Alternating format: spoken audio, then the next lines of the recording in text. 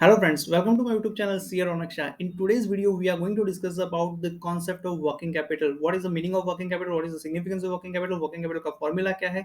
And we will also take one example for your better understanding. At the end of the video, we will discuss the concept of working capital with two different angles. So let's begin. First, if you look at the meaning of working capital तो कोई भी business को या कोई भी venture को run करने के लिए डे टू डे एक्सपेंसेस की आवश्यकता रहती है। वो एक्सपेंसेस की पूर्ति जिस कैपिटल से होती है that is called working capital. The capital required by business और venture to meet its day to day expenses is known as the working capital. So कोई भी बिजनेस को आप रन कर रहे हो, be it small business be it a big business, but what you require to meet the daily expenses, that is working capital। Importance क्या है working capital का? जैसे ह्यूमन बॉडी में ब्लड का इंपॉर्टेंस है, जैसे कोई इंजन को रन करने के लिए, व्हीकल को रन करने के लिए फ्यूल की आवश्यकता रहती है, वैसे वर्किंग कैपिटल के बिना कोई भी बिजनेस चल नहीं सकता।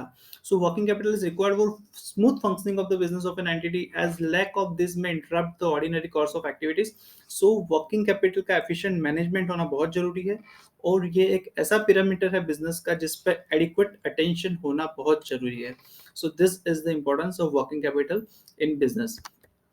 Now what is the formula?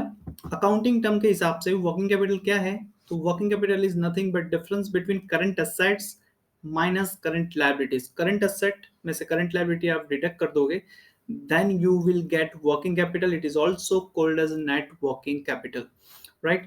So current asset क्या है, करंट लायबिलिटी क्या है, वो समझेंगे। वर्किंग कैपिटल क्या है वो अपने ने समझ लिया। Now current asset minus current liability, so we will understand first current assets and thereafter current liabilities. So current asset क्या है? एक ऐसी एसेट जिसको आप रियलाइज कर सकते हो within a short period of time. For if accounting point of view, max to max within 12 months. If I tell if I give you an example, for example आपके पास 5 करोड़ की land है। अभी 5 करोड़ की land बेचने में आपको 2 महीना भी लग सकता है, 2 साल भी लग सकता है, 10 साल भी लग सकते हैं। बट अगर आपके पास स्टॉक है, then you can realize, you can sell the stock and realize the cash. So ऐसी असेट्स जिसको आप रियलाइज कर सकते हो in routine course of business, right? So that is called current asset. Current asset का example देखें, inventory, bit raw material, work in progress, finish goods, receivables, trade receivables, bill receivable, cash और cash equivalent, उसमें आपके cash आ गई, आपका bank balance आ गया, आपकी FD है जो शॉर्ट टाइम के लिए कर रखी है वो आ गई। अगर आपने ओवरनाइट कोई म्यूचुअल फंड या किसी में इन्वेस्टमेंट कर रखा है तो जो शॉर्ट टर्म मार्केटेबल सिक्योरिटी है वो सारी इसमें आ गई। Prepaid expenses is also covered in this. Other current asset जिसमें आपने short term loans and advances दे रखा है, right? So this all will be part of current assets. Now we will understand what is current liability. Similar way, जो आप settle कर सकते हो normal operating cycle of the business, that is max to max within 12 months. So that is called current liability. Current liability को settle कैसे करोगे? either by use of current asset or by creation of new current liability. So this is the meaning of current liability.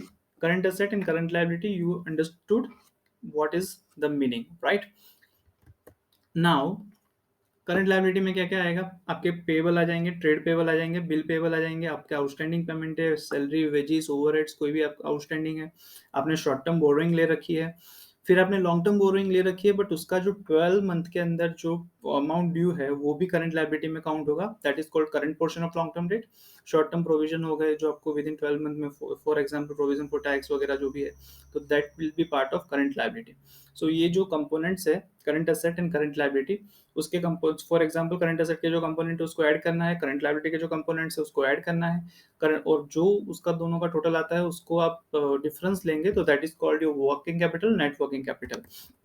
अभी working capital को दो angle से समझते हैं। सी, there will be on the basis of value, working capital on the basis of value and working capital on the basis of time. So if I talk about working capital on the basis of value, then it is gross working capital and net working capital. And if I talk about working capital on the basis of time, then it is permanent working capital and temporary working capital. So दोनों को समझते हैं। अभी ये basis of value के हिसाब से क्या होता है? तो gross working capital, net working capital. Gross working capital यानी आपने करंट असेट में, यानी कोई भी एंटिटी ने करंट असेट में कितना इन्वेस्टमेंट कर रखा है, उसमें से आपको करंट लायबिलिटी लेस नहीं करनी है, ओनली करंट असेट में कितना इन्वेस्टमेंट कर रखा है, that is called gross working capital. अभी ग्रॉस वर्किंग कैपिटल में से आप करंट लायबिलिटी जो आपकी है लेस कर दोगे, that is called net working capital. So अगर पॉजिटिव आता है तो कंपनी की एबिलिटी है, वो क्या इंडिकेट करता है कि कंपनी की एबिलिटी है शॉर्ट टर्म लायबिलिटी पे करने की। नेगेटिव आता है तो कंपनी की इनएबिलिटी है शॉर्ट टर्म लायबिलिटी पे करने की। अभी on the basis of time देखें तो permanent working capital, temporary working capital. Permanent working capital एक ऐसा वर्किंग कैपिटल है जो एनी हाउ आपको चाहिए ही चाहिए। आपका बिजनेस यानी जो रूटीन में चल रहा है उसमें आपको इतना मिनिमम अमाउंट तो वर्किंग कैपिटल का चाहिए ही चाहिए। आपका जो मिनिमम से आपका जो सेल्स हो रहा है, डे टू डे एक्टिविटी हो रही है, तो उसमें आपको मिनिमम जितना वर्किंग कैपिटल चाहिए, that is called permanent working capital. वो जनरली आपका इन्वेस्टेड रहता है, right. Now temporary working capital क्या है? अभी फॉर टेम्पररी वर्किंग कैपिटल का मैं आपको एग्जांपल दूं तो अगर सीजनल होता है तो सेल्स वॉल्यूम आपका फ्लक्चुएट होता है, एकदम सीजनल डिमांड बढ़ जाती है, राइट। सीजनल डिमांड कम हो जाती है, ठीक है। तो सीजनल डिमांड फॉर एग्जांपल बढ़ जाती है तो आपको टेम्पररी एडिशनल फंड की रिक्वायरमेंट चाहिएगी, राइट। और अगर आपका यानी वो टेम्पररी है, आपका बढ़ जाता है सेल्स या कम हो जाता है तो आपका वो फ्लक्चुएट वर्किंग कैपिटल की रिक्वायरमेंट रहती है, that is called temporary working capital. वो आपको एवरी टाइम नहीं चाहिए, वो आपको जब आपका डिमांड सप्लाई का जो कॉम्बिनेशन जब बैठता है, आपका डिमांड बढ़ता है, right, then you will require that additional fund, that is called temporary working capital। permanent working capital वो आपका मिनिमम इतना लेवल ऑफ आपका इन्वेस्टमेंट तो रहने वाला है। So this is the difference on the basis of value and on the basis of time. So quick recap देखें अपने, तो this is the meaning of working capital.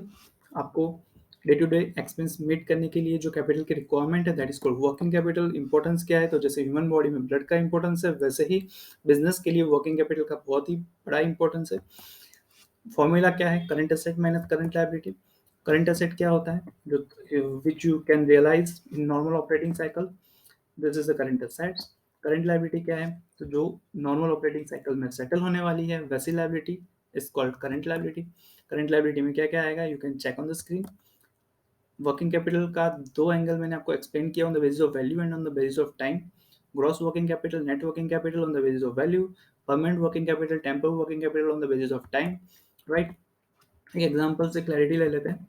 For example XYZ limited करके company है, उसमें current liability आपकी account payable है 60,000 की, short term loan है 40,000 का, और सामने करंट असेट है कैश एंड कैश इक्विवेलेंट। उसमें समझ लो सब आ गया आपका, बैंक का बैलेंस आ गया, कैश आपके पास जो आ गया, आपने कहीं शॉर्ट टर्म में जो इन्वेस्टमेंट कर रखा है वो सब आ गया। ऐसा अंडरस्टूड करिए कि 50,000 उसमें आ गए। इन्वेंट्री 1 लाख का है, अकाउंट रिसीवेबल जो आपके डेटर से 75,000 का है।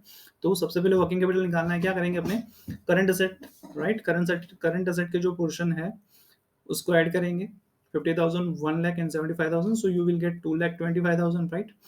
वैसे ही करंट लायबिलिटी के जो है, you will add that 60,000 plus 40,000, you will get 1 lakh.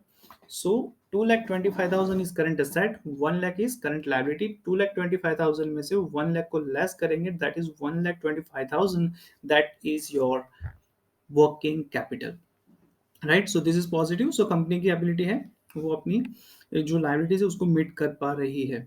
So this is the basic फंडा ऑफ वर्किंग कैपिटल। जो बेसिक कॉन्सेप्ट होता है वो है।